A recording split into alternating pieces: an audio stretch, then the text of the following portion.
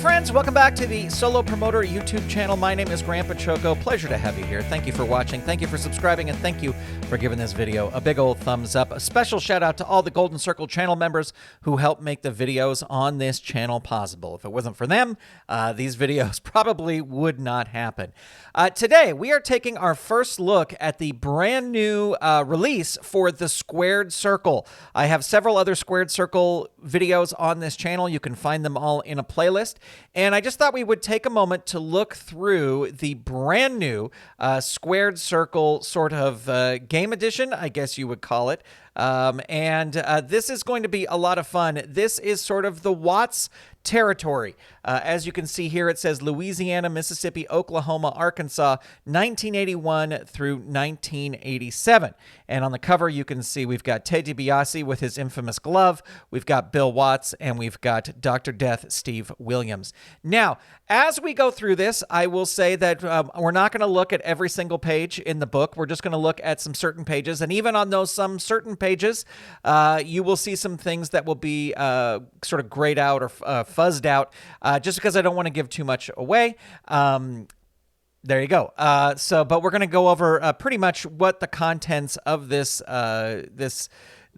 game edition is. This is available right now as a PDF ebook, as a soft cover, and a hardcover. I will have links to those things in the show notes, so if you want to go pick those up, that's where you can do it. So let's take a look. This is the Squared Circle, a pro wrestling simulation game, and this is the Watts territory, 1981 through 1987. Here is a look at the table of contents. And so there's an introduction to the supplement. There is sort of some talk about how Bill Watts ran the territory. You have the pinfall and submission chart that are unique to this game edition. There's some notes, some clarifications, and homebrews. There's the section on adding and subtracting PowerPoints for wins and losses. You have your quick play charts, and then you have one of the fun things is there's a new chart, which we'll take a look at this, and some talk about unmasking the masked men. So if someone in your Fed is wearing a mask, we've got some new rules for that. Finish him, codifying the end of match rules. So these end of match rules, as I look through them, sort of make the ending of the match a little bit more decisive. There's a wrestling raffle chart that is unique to this territory. There's a random angle generator. Then we have all the singles wrestlers, and we have the singles rankings and original PowerPoint totals. We have the tag teams, and then we have tag team rankings and original PowerPoint totals. We have the managers, and then we start having our special stipulation matches information. So we've got a one-night tournament, a two-night tournament, win the manager's services, special guest referee, dream match, two-ring battle royal, title versus title match, tag team elimination, four corners match, TV tournament, loser leaves town for X number of days, a bounty match, tuxedo, coal miner's glove, steel cage, loser leaves town, no time limit, no DQ, must be a winner match. And so that is what you are going to see in this game edition. So again, we're not going to look through every single thing here in this video because I don't want to give this away for free.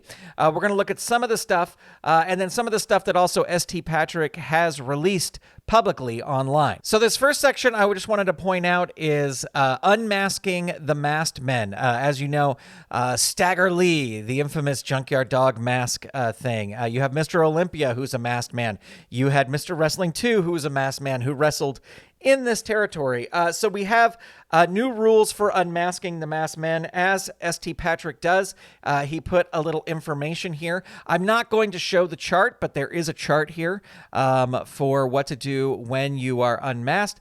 It has some information. A wrestler who is unmasked loses 50 power points in the match and loses 50 power points after the match, even in a win. For the next scheduled month, this champion cannot use extra championship points in his title matches. So you have all the rules here for what happens when you're getting unmasked, and this is certainly something that could be carried over to other territories, if you will, for the squared circle, where you have masked wrestlers going at it. So we have some new rules for the end of the match, what to do when the opponent hits level 4, level 5, if their power points get between, or their match points get between -50 and -100, and etc. So this just helps the end of the match go a little bit quicker. So if somebody who is like -50 points, but you just never roll that pin, this kind of helps you figure out what to do to help that match end quicker. So some fun rules that I'm looking at sort of incorporating when I get back to playing the squared circle as well. We've got a brand new wrestling raffle chart. As always, these game editions have wrestling raffle charts that are sort of geared towards the specific territory. So here we have the wrestling raffle charts. The Watts territory is no different. You're going to have another specific wrestling raffle chart for the Watts territory.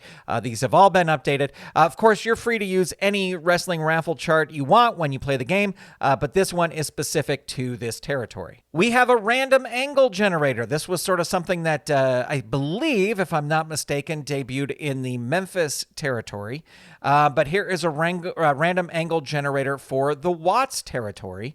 And you can choose a pre-match, a post-match, or territory. The wrestling raffle charts in each book serve as territory-specific mid-match angle generators. And then you can roll on here for either pre-match or post-match angle generators, as well as territory angle generators.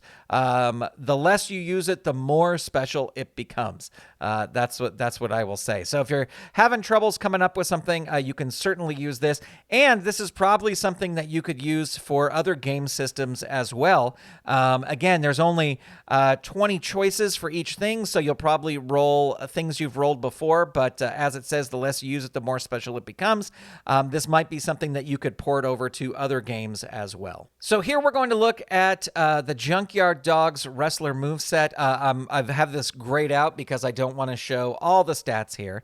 But as you can see, he's got his the big thump power slam as his big finishing move there at the end. But he has a couple other finishers as I'm looking over this. He has a couple level D, level E, level C moves throughout his card, including the headbutt and the clothesline, so that those could be powerful as well. Then we have information about Stagger Lee as well. And so the Junkyard Dog, definitely one of the prime players in the Watts territory, and you know that he was going to be in this set. Now, I haven't compared this version of Junkyard Dog to the one that's in the WWF book, but I would have to assume that this one is a little stronger.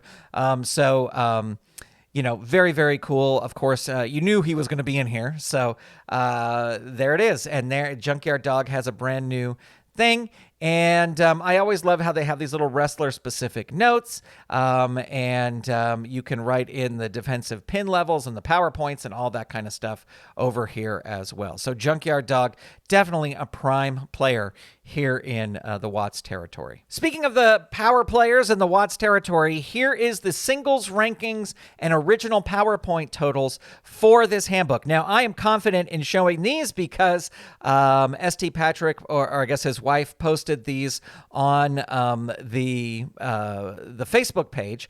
So these are public knowledge. These are in here, and this gives you a good list of everybody who is in the territory. Now, I will say that it surprised me, but it did not surprise me because I know the way that ST Patrick is so methodical about dividing up these PowerPoints.